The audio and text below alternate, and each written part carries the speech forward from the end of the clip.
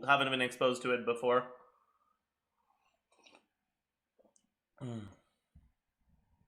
No one talks about how her burst gives attack buff also. Yeah, because Ace Turner, Yoimiya's burst gives a very, very small amount of attack. Alright, so if we go take a look, the character archive, we go to Yoimiya. Where is she? There she is. Right?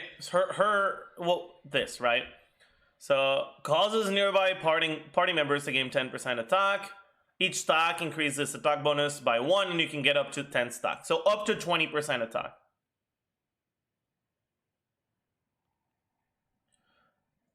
The thing is, that's not a lot. And if she was the only option that you had to boost attack, then she might have a place in some teams because of this. But we have so many characters that boost your team's damage and that aren't completely dogshit like Yoimiya. So, for example, what's a good example? I mean, obviously Bennett, but outside of Bennett, let's just take a look at Barbara. All right? Everyone shits on Barbara all the time. But Barbara has access to a book called Thrilling Tales of Dragon Slayers, which, when switching characters, a new character taking the field has their attack increased by 48%. 48%. That's more than Yoimiya's max stack buff plus Noblesse together. And this is on a 3-star weapon that everyone has. So, when you're considering, well, I want an attack buff on my team, this is always an option for you. And if your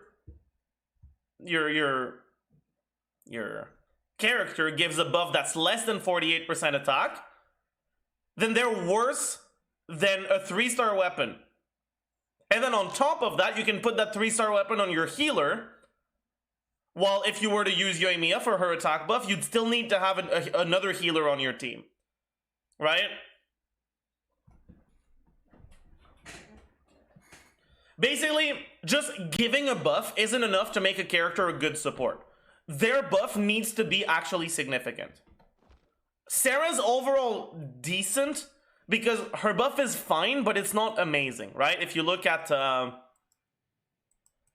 her numbers, Sarah, details, talents. At level 1, it gives 43%. At level 10, it's like, what, 70, 80%? Which is a lot more than Thrilling Tales, and yet it's not even all that good, because that's all she does.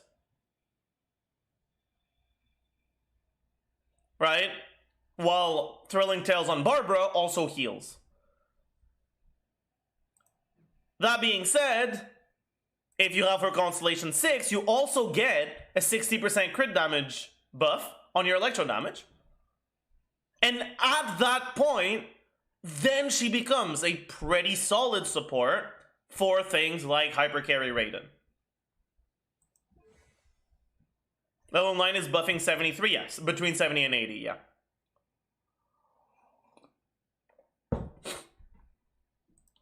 In order for a character to actually be a good support when their main thing is buffing, they need to have a buff that is more significant than Thrilling Tales.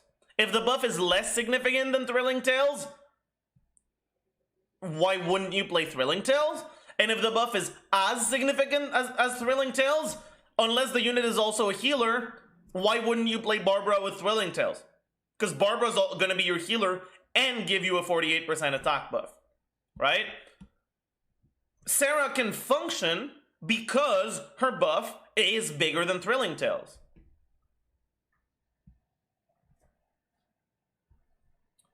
She's still not great because it's not that much bigger than Thrilling Tales, but it's not terrible.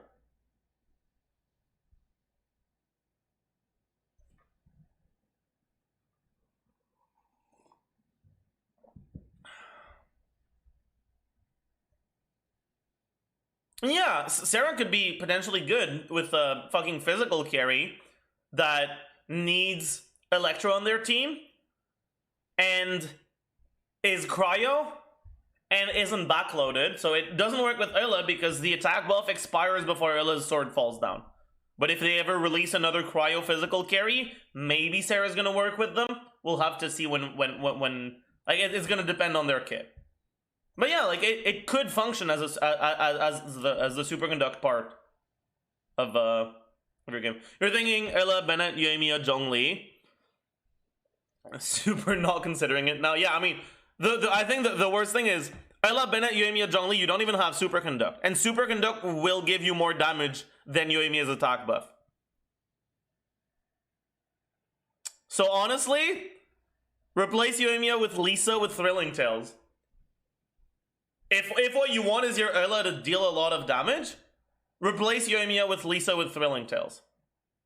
That way you get the Thrilling Tales bonus, which is 48% attack, but then on top of that, you get Superconduct, which reduces the enemy physical resistance by a bunch, and then on top of that, you get this thing, which reduces the enemy's defense by 15%. And then on top of that, you can put her on Noblesse, yeah, which is going to be another 20% attack.